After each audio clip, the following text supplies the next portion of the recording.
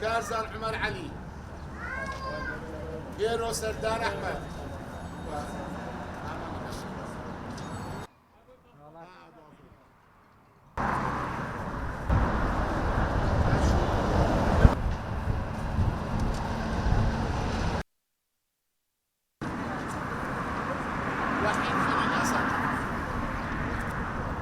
هەڵبەت ئەو کەسانی کە کەرنتی ناکرێن لە یەکەم ڕۆژوانێت تا ڕۆژەی دەرەچنە بێت 14 ڕۆژ تەواوکەن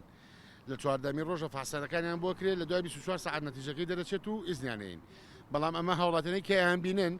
لە وادەی یاسایی خۆشی تێپەڕی کردو ئەمڕۆ 16 ڕۆژە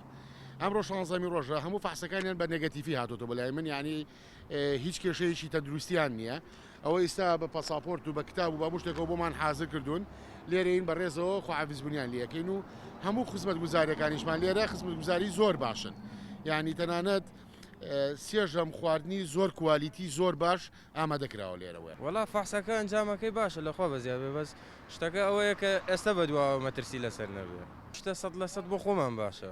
ئەشە هەر پابند بین بەسەر و شتەوە چونکە ئەو شتە شتێک نییە کە گەمەی پێ بکرێت وەڵا لە مەجموع دەستخۆشییان لێ دەکەین بەس هیوادارین باشتر بێت چون ئێستا ئێمە خۆمان پێڕاگیرە هەیە مناڵە هەیە بەتەمەنە